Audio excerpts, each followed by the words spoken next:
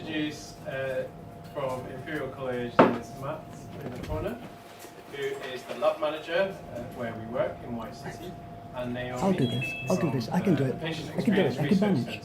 I can do it. Thank you. So we're here as a team. So I thought I'd start with some fruity language. Can you all see the? I can do it. That's great. Sorry to be hidden behind. No. So this is something that I see quite a lot. I've blacked out the fruity language there, but this is a comedian talking about the fact that he's injured his knee.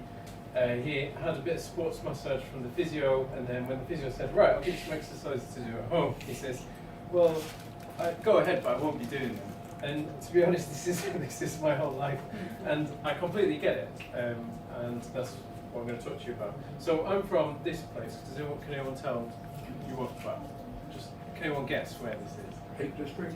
Oh, who said that? I did. Fantastic. I'm not from the Lake District, I'm from the County Down, so I'm from Lancashire. Oh, right, okay. Okay, so. I'm from Yorkshire. Are you from Yorkshire? Okay, there's the Pennines between us. Top of the Pennines. So, this is Pendle Hill. Yeah, And from the top of Pendle Hill, we can see Three Peaks and a lot of Yorkshire. It's beautiful around there. But there's a problem in Lancashire that even though we've got this abundance of space and places to run and be active, actually we've got very low levels of physical activity, which tells us something about the fact that there's a mismatch between the facilities and the places that are available for us to be physically active and actually how active we are. So I'm a GP by background, but I'm actually working as a sports and exercise medicine doctor. So my job is about helping promote being physically active, and I'll tell you a bit more about why I think that's important.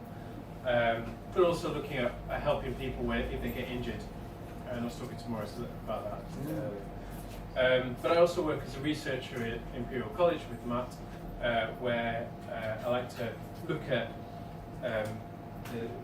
the barriers to people being physically active and what might help overcome those. So, again, sorry if I run over, so I'm relying on Roland to tell me if I run over. No. Carry on. Okay.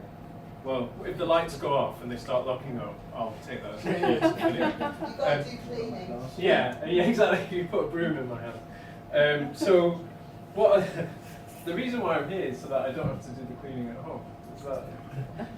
So the reason why I'm interested in physical activity, okay, so if we had something else that reduced your risk of dying, it reduced your risk of heart disease, reduce your risk of diabetes and insulin resistance, reduce your risk of cancers like colon cancer, breast cancer, reduce your risk of depression or cognitive decline like dementia, something that reduced your risk of hip fractures. If we had something that did all of those things, that had all of those effects, we'd all be taking it. It'd be in the water. No? Would that be correct? Yes. But physical activity does all those things, and that's why we actually have a profession dedicated to it. That's why we have sport and exercise medicine doctors like me. And it's not new. This is not new news. That, for example, the picture that you can see in the corner is somebody called Jerry Morris. Now, he was a doctor from Glasgow who moved down to London and sort of pioneered this field of exercise medicine and exercise epidemiology, we call it. And he did this with a study. He looked at the differences in heart attacks between bus drivers who are sitting all the time, or were sitting all the time, and bus conductors who are going up and down, moving around. And bus drivers had a higher rate of heart attacks, a higher rate of fatal heart attacks. And that's probably one of the first bits of evidence that tells us that moving is good for you and reduces your risk of all sorts of disease. I'd love to write a biography about him. There probably is one, but he's got such an interesting background. This was just after the Second World War. And so out of all this, we do have guidelines. And your GP may have talked to you about this, that, for example, for adults and older adults, we advise doing 150 minutes of movement a week, something that gets you a little bit out of breath, but that you could still hold a conversation while doing it. We call it moderate level physical activity. or 75 minutes of something more vigorous, where you couldn't hold a conversation while doing it. Do you all know about this? Is that something that's new to people, or is it something that you've never heard before? Pretty new to us. Put your hand up if this is new, Yeah. please. It's useful for me to know. Yeah. No, it's not you, but those figures are. I didn't know. That's what I mean. Are those numbers new to you? Yes, they are. Yeah, okay. So that tells us that, we've got more work to do. I've got more work to do anyway. And did you know, for example, that a part of those guidelines is about doing something twice a week that builds your strength? Is that new to people, or did you know about that? That No, I is didn't. government NHS guidance. It's like 5 a day sort of thing. Exactly, that's it. So this is the guidance that we try and promote for older adults. 150 minutes is something that gets you a little bit out of breath, but you can hold a conversation throughout the week, or 75 minutes of something that gets your heart a bit more racing, a bit more out of breath. You couldn't hold a conversation while doing it. Doing something that strengthens your muscles twice a week. What else is in there? Things that improve your balance 2 days a week if you can. Sit less if you can. Be less sedentary. So, despite all these guidelines, and you've just illustrated to me perfectly that actually it's not that well known. It's not that, you know 5 a day, but you don't necessarily, it's not permeated through society as well as we would like. And actually, the UK is doing better than this. This was back in 2012, and we're expecting new data soon, but about a quarter of women and a fifth, 1 in 5 men in England do less than 30 minutes of something that gets them a little bit out of breath a week. So they're classed as physically inactive. They're not just the people who are under the guideline amount. These are people who are doing less than 30 minutes a week. So we've got a lot of way to go in terms of getting those health benefits from being physically active across society. And actually, it's a condition of inequality. So if you are female, if you're from a lower socioeconomic demographic, if you are older, if you have a disability, if you're from a certain ethnic minority, if you're from LGBTQ plus background, you are more likely to be physically inactive. So there's something in there that ties in with the health inequalities that we see in society. So I don't expect you to read this, but I will take you through it because I use this when I teach this, my students. And when you think about, well, why is that? Why are people not as active as we would like? Well, barriers exist across all spectrum, across your whole life, from individual level barriers such as psychological factors, your beliefs about whether being physically active is beneficial for you or not, your genetics, your physical status. You may have disability, you might have health condition that is prohibitive for you. Through to cultural factors, what does your family think about physical activity exercise, to your cultural group, your religious groups, etc. Through to environment and facilities and lighting in parks and access to green space and things like that. And I'll touch on that a bit later because I want to pitch to you an idea that I'd like to do for a bit of research. Through to more global and national type factors. So barriers exist across everywhere, and to a degree they will all impact on us and how physically active we are. Now this, again, I don't expect you to read this, but I do want to tell you about it, is we think about behaviour change or why people do things in different ways. And actually, this is a framework that we use when thinking about behaviour. And basically it tells us that 3 things need to be there for someone to do something. It's your capability, you need to be able to do it. The opportunity, that the thing, you need to have an opportunity to do it, to be able to do it, and you need to be motivated. And motivation can come in 2 different ways. It can come in an automatic way, which is usually habitual, you brush your teeth because you do, that kind of thing. Or it can be a reflective way. Well, actually, last time I walked instead of driving, I actually felt I got some fresh air and I felt a lot better, and I had a clearer head. And I'm going to do that again. And that's what motivates you. So those 3 things need to be in place. And actually, so I brought in this toothbrush analogy. We all do this thing twice a day that's beneficial for our health. And we do it without thinking, generally, except my children who don't. But yeah, apart from them, we all do this thing twice a day that's beneficial for our health, generally without thinking about it. And we do it because we've always done it. And we've done it and we do it completely habitually. So how can we get being physically active and moving into that same kind of frame, into that same kind of mindset. And that's what I would like to do if I could. So there's a few key things that I want to talk about, and we can discuss them a bit more. I suspect I'll be done in about 15 minutes. So the first thing that we found for some work that we did, and I just put this paper on there because it was published yesterday, but is that social relationships and loneliness are bound together with physical activity. So we did a bit of work at the beginning or throughout COVID, where we looked at people. We asked over 7,000 people who are over the age of 50 to fill out some questionnaires before COVID, and followed them throughout the COVID pandemic. And we found that people who were lonely, or said that they were lonely at the beginning of the pandemic, actually were doing less physical activity throughout. And we also found that people who were socially isolating were more likely to do less physical activity throughout. So we know that there's some relationship between your social factors, your social relationships, between your interpersonal relationships and how physically active you are. And that's probably related to the opportunity part of that. That social factors create opportunities for you to be physically active. You might go and meet somebody in the park, you might go for a walk with somebody, and if you have less connections, those factors probably don't arise as much. The fact that people were isolating also tells us something, that they're probably people who had health conditions, most likely people who had health conditions, and we know that those factors can be prohibitive as well. But that's a key thing. So people are not physically active in their own little bubble. They're physically active as part of a society that's connected, and those social relationships are important. So what does that tell me? That tells me that if you want to be physically active, do it as part of a friendship group. See what your colleagues, your friends are doing. See if there are opportunities there for you to be physically active. And that's where we were talking about exercise before. Don't think about it as exercise, because being physically active can be anything. That's walking home, that's carrying shopping home from the shops if you can, that's using the stairs instead of the lift, that's getting off the bus to stop early and walking the rest of the way. That's physical. That's the stuff that's good for you. So don't worry about putting on a pair of shorts and having to carve out an hour's time to do something. This is the stuff that if you can drip feed it into your day is good for you. Okay, and so that comes on to this thing that small amounts of movement make a big difference. So this was a study. Have I even put the paper on?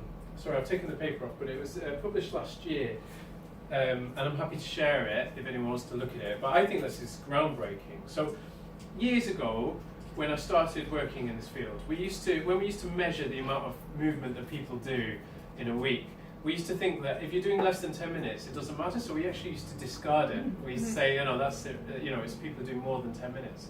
And then there was a lot of work done over the past few years that show actually, if you are active for a period of a few minutes at a time, you still get those health benefits. And what this paper showed was that it took a lot from the UK Biobank, which is over 45,000 people. Yeah, case me.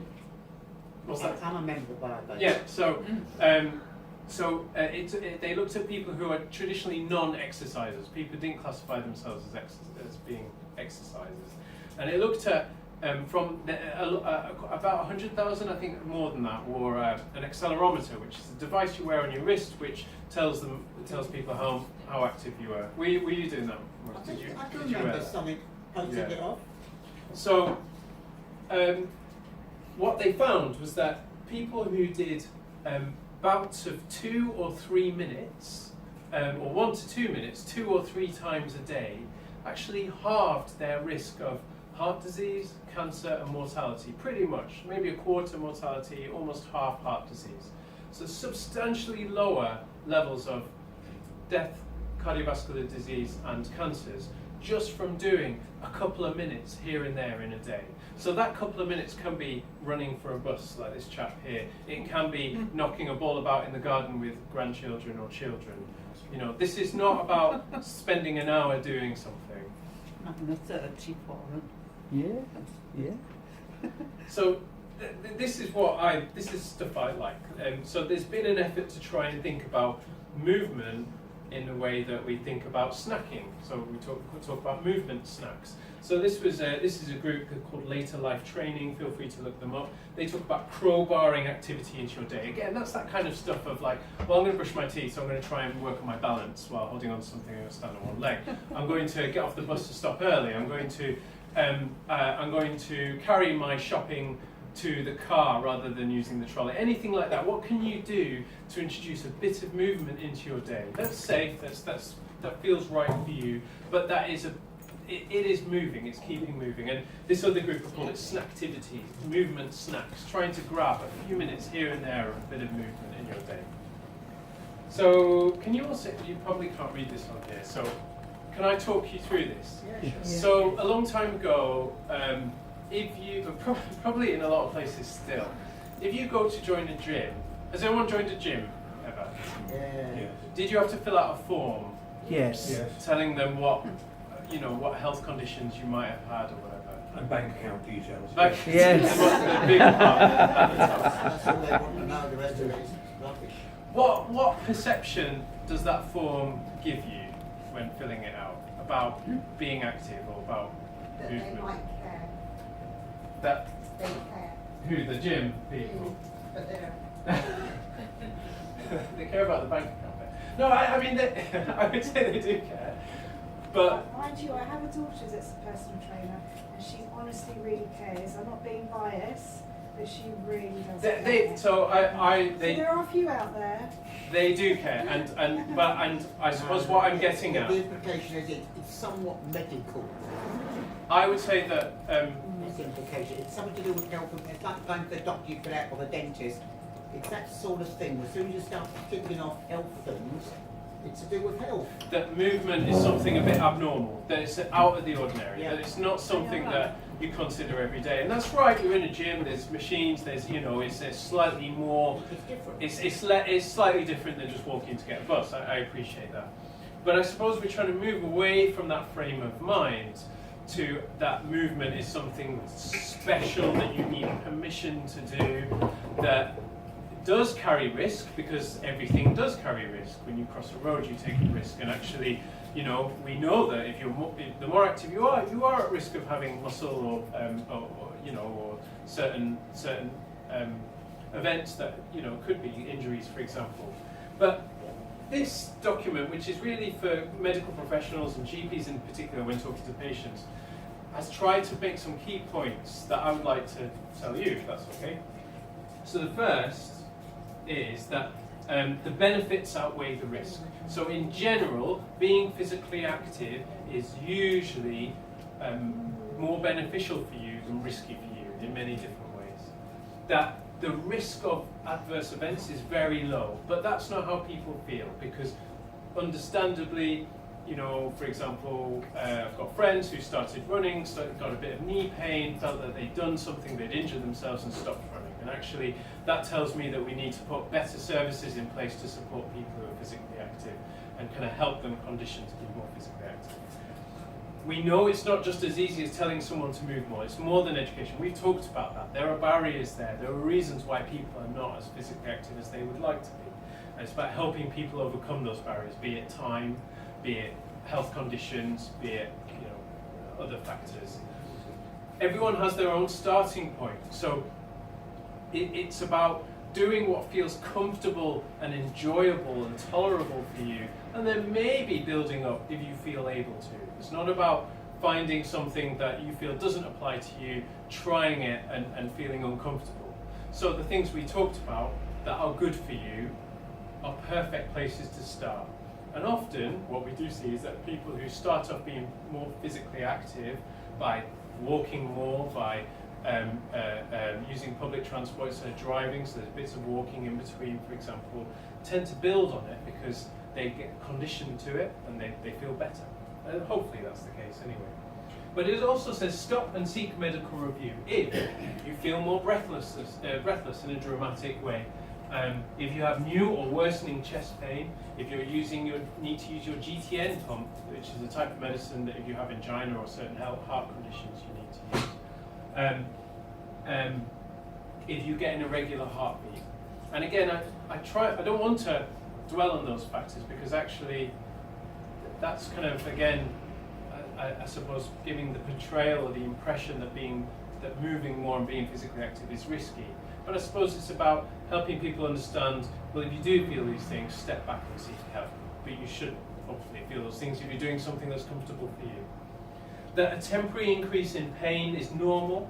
So sometimes when you're being physically active, you feel sore the next day, and that is normal.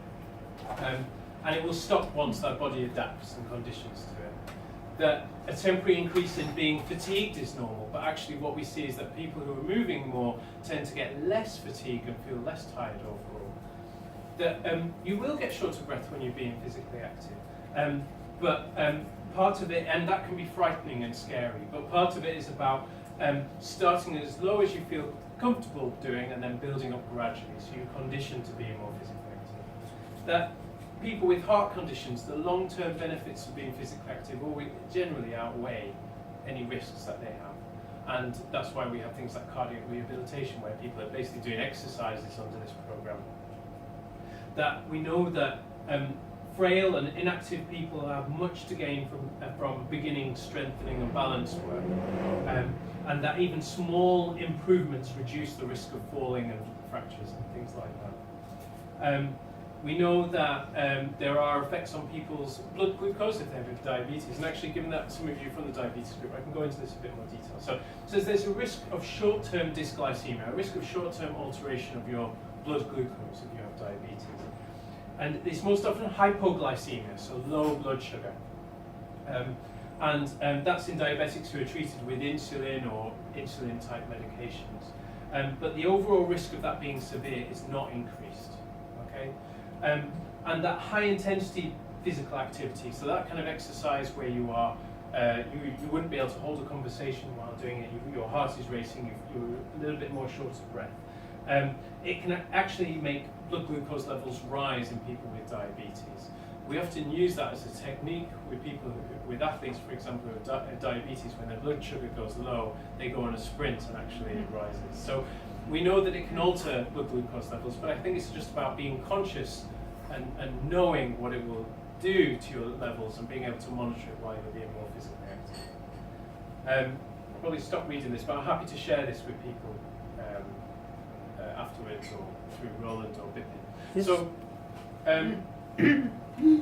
So I suppose that another key thing is actually that we talked about the 2 days a week of exercises that build up your strength, and I think that's really important. Actually, it can be just as opportunistic as the things we talked about, grabbing a bit of movement throughout the day. And there's loads of resources. Again, I'm happy to share them. This is something from the Chartered Society of Physiotherapists. There's stuff from Versus Arthritis, for example, NHS website. But these are very simple, straightforward things, such as heel raises, which you can do while holding onto a chair, or if you feel able to without. You can do those while brushing your teeth, you can do those while watching TV, you can fit those into the day. Toe raises, again, hopefully quite easy to do, and you can do those things even while seated. Sit to stands, which are really good, working your gluteal muscles and the muscles in your lower leg and lower back. Again, just putting your bum onto a chair and standing up.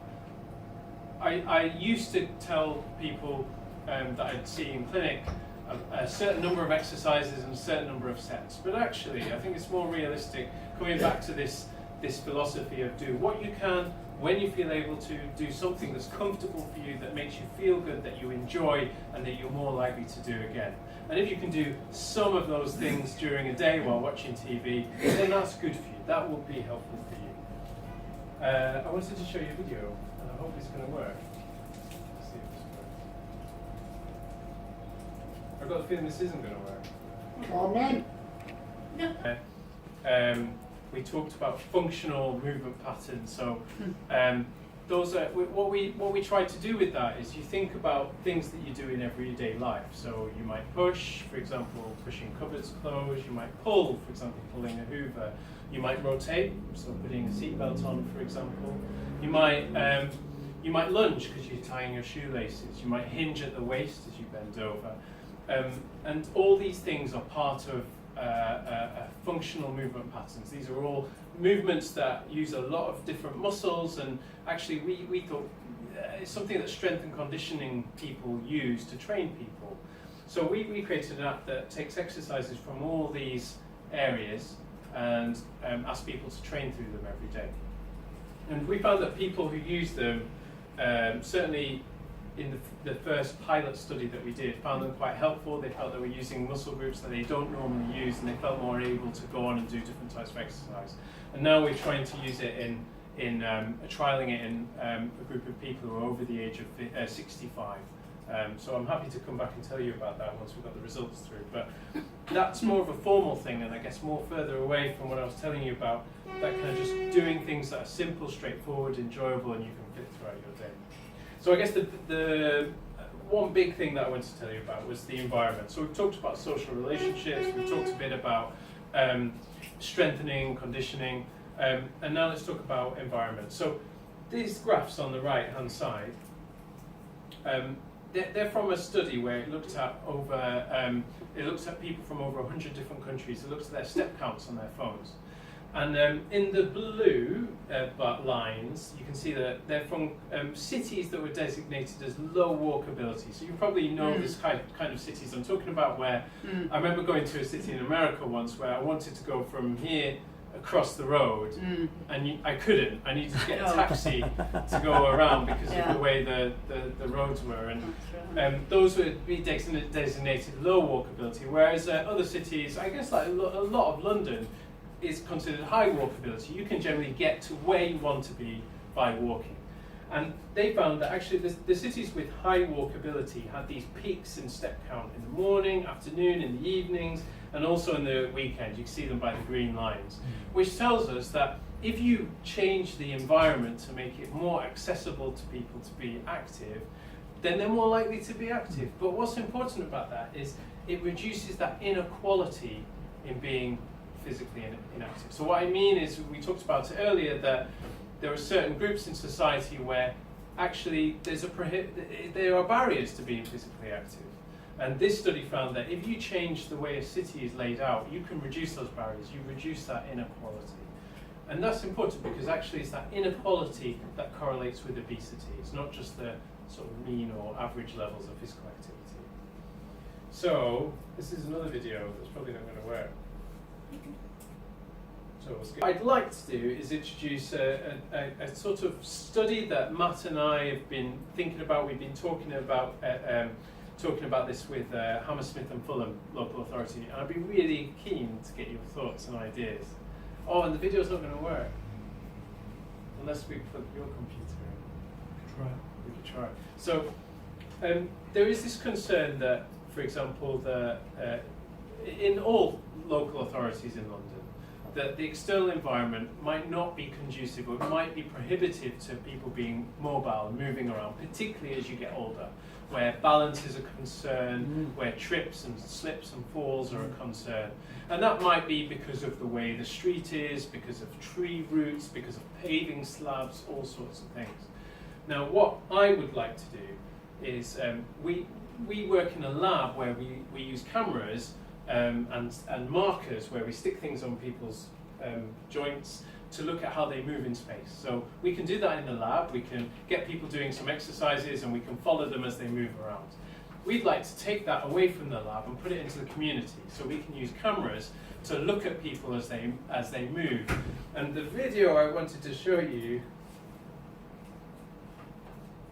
which I think is important, so I'm going to try and plug my own. An area affects somebody's mobility, particularly people from an older age group.